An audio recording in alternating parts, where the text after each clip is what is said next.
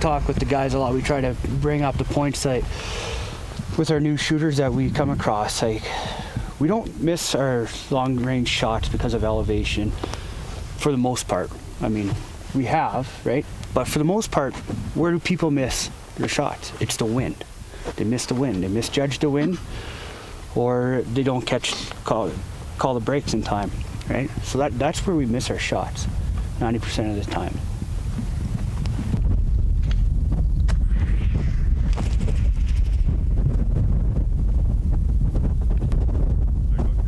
It's all coming off this hill, pressurizing and then just running fast.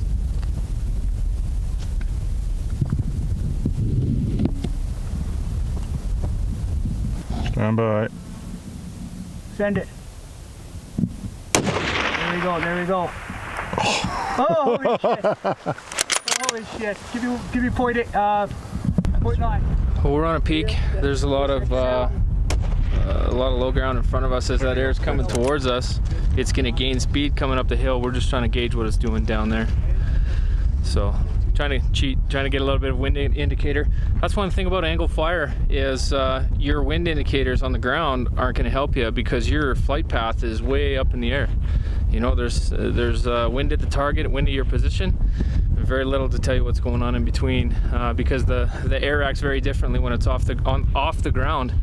On the ground, it's gonna channel, it's gonna move in the direction of certain features and find resistance and lift and drop and do all kinds of stuff. So shooting through a large body of air like this, a little bit of smoke definitely helps give you an indication of what's going on down there.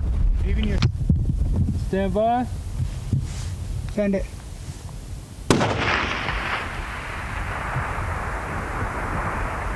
Okay, give me 0.8 left. Stand by. Send it. There we go. Knocked her off, buddy. Nice shot. Nice shot. 0.8 left. This target here we're shooting is 1,525 meters. Our horizontal range is 1,450. I won't worry about that. Stand by. Send it. Okay, got it. Got it. 1 mil left. 1.1 mils left. Add 1.1 mils left. Go up. Stand by. Send it. So what's unique about being able to, the way we train in the forces, spotter, shooter, we're able to do both the same jobs, right? Law enforcement, military snipers, pretty much the same lingo goes across the board, right? What you're seeing is the voice communication between each other, right? 0.8. 0.8. Hold center elevation. Roger. Which is very important when you're doing something like this. Like, this exercise is not just always about shooting, but it's the communication about getting a guy onto the target, referencing other objects, you know, using key ranges, estimating that range, and that voice communication or that lingo that the team has is what is the key to success in a team, really. Right. Back to 2.1.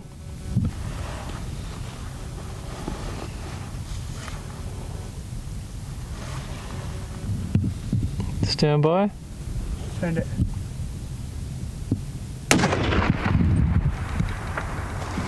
Hey.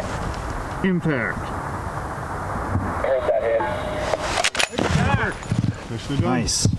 It's a 2-plate swinger. It's an MOA target. It's smaller than MOA windage wise. It's MOA height.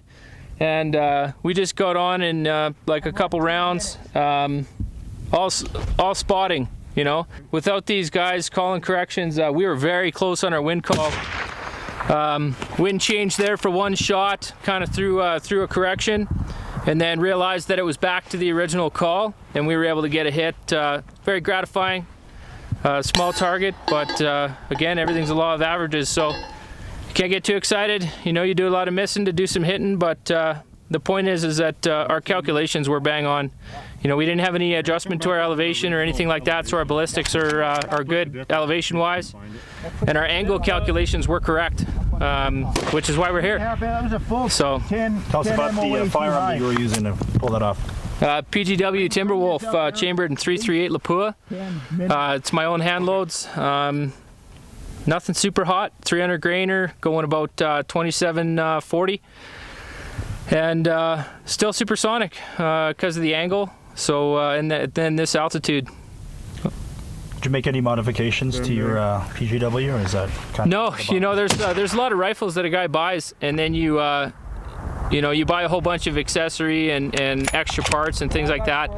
A PGW doesn't need anything. You know, you put a scope on it and you go shoot it. A lot of rifles, the accessories that you want to add are already capabilities that are in the PGW system. So I mean, I don't like building Ford Mustangs. I just want to buy the Lamborghini.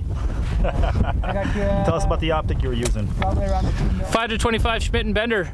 It's got a little bit of tunneling on low power, but turret calibration is right in there. And I did something that I don't usually do this time.